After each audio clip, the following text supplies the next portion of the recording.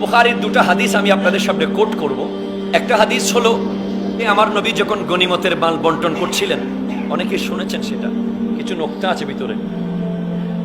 তাদের মতো একজন যুল খুওয়াইসিরা তামিমি, যে নামাজের কোনো কম ছিল না, রোজার কোনো কম, ইবাদতের কম ছিল না, সে নবীকে বলতে লাগলো, ইদিল মা আনসাফতা ইয়া রাসূলুল্লাহ, রাসূল আপনি ইনসাফ করুন। আরো জোরে বলেন নাউজুবিল্লাহ। নবী বলতে লাগেন, কে ইনসাফ করবে আমি যদি ইনসাফ না করি? আমি তো পৃথিবীকে ইনসাফ শিখাতে এসেছি। জোরে বলেন সুবহানাল্লাহ। হযরত ওমর রাদিয়াল্লাহু তাআলা আনহু তলোয়ার বের করে তার গর্দান এখন ফেলে দেবে। আমার নবী বলে, ওমর তার গর্দান ফেলে লাভ নাই, তার বংশধররা যুগে যুগে আসবে, যাদের ইবাদত দেখলে তোমার মনে হবে তুমি ওমরের নামাজ তাদের নামাজের সামনে কিচ্ছু না, তুমি ওমরের রোজা তাদের রোজার সামনে কিচ্ছু না, তুমি ওমরের ইবাদত তাদের ইবাদতের সামনে কিচ্ছু না। আর হযরত ওমরের ইবাদত কতটুকু?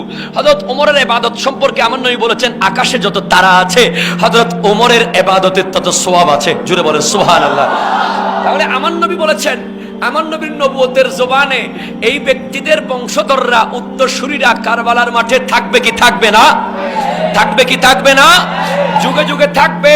তাদের নামাজ তাদের ইবাদত দেখলে তুমি ওমরের মনে হবে তোমার ইবাদত কিচ্ছু না, কিন্তু ইয়ামরুকুনাদ দ্বীন কামা ইয়ামরুকুস সাহমা মিনার রামিয়া, তাদের থেকে ইসলাম এমন ভাবে বের হয়ে যাবে যেন শিকার থেকে ছেদ করে তীর বের হয়ে যায়, সেভাবে তাদের থেকে ইসলাম বের হয়ে যাবে।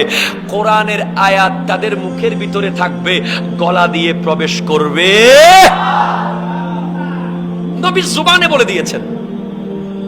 এখন আসেন আরেকজন সাহাবা, যার সাথে আমার নবীর তাআল্লুকে জাতি, নবীর জাতকে যে ভালোবাসে, সুবহানাল্লাহ বলেন।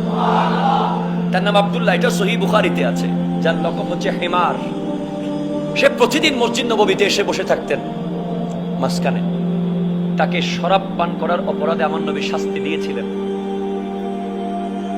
সে প্রতিদিন চলে আসে, মাঝখানে বসে, বিভিন্ন জায়গার গভর্নর, বিভিন্ন জন বিভিন্ন বিচার নিয়ে নবীর কাছে, ইয়া রাসূলুল্লাহ অমুক জায়গায় এমন হয়েছে, ইয়া রাসূলুল্লাহ অমুক জায়গায় এমন হয়েছে। আমার নবী সারাক্ষণ সমাধান দিচ্ছে।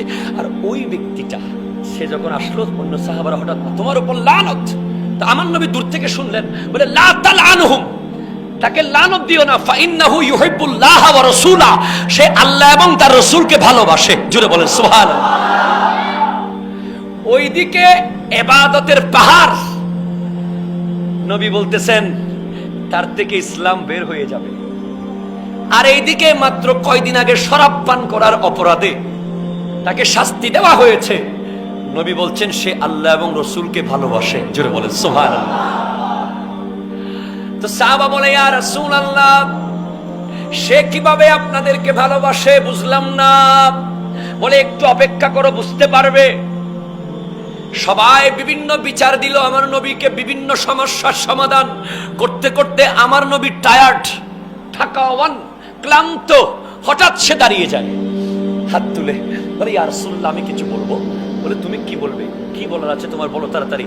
সে কিচ্ছু বলে না, নিজের কোনো কথা নাই, পরিবারের কোনো কথা নাই, দেশের কোনো কথা নাই, ব্যক্তিগত কোনো সমস্যার কথা বলে না। সে এমন একটা সত্য ঘটনা বলে, যে ঘটনা শোনা মাত্র আমার নবী মুস্কি হাসে। একটু জোরতে বলতে হবে সুবহানাল্লাহ। সত্য লতিফা, মিথ্যা নয়। মিথ্যা কৌতুক বলা হারাম। সত্য এমন কিছু বলবেন যেটা কথা সত্য এবং কেউ শুনলে যেন হেসে ওঠে। তো তার কাজ ছিল প্রতিদিন সে সারা দিন ভাবতো, আজকে কোন সত্য কথাটা নবীর সামনে বলবো, নবীকে একটু হাসাবো। আরো জোরে বলতে হবে সুবহানাল্লাহ। তার ডিউটি কি ছিল?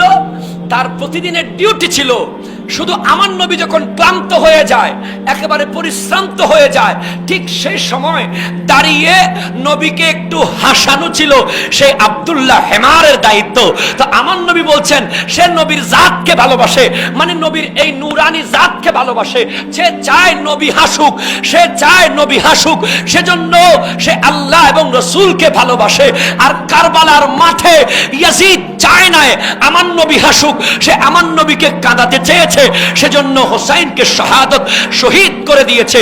কিয়ামত পর্যন্ত ইয়াজিদিয়ত ধ্বংস হয়ে গেছে।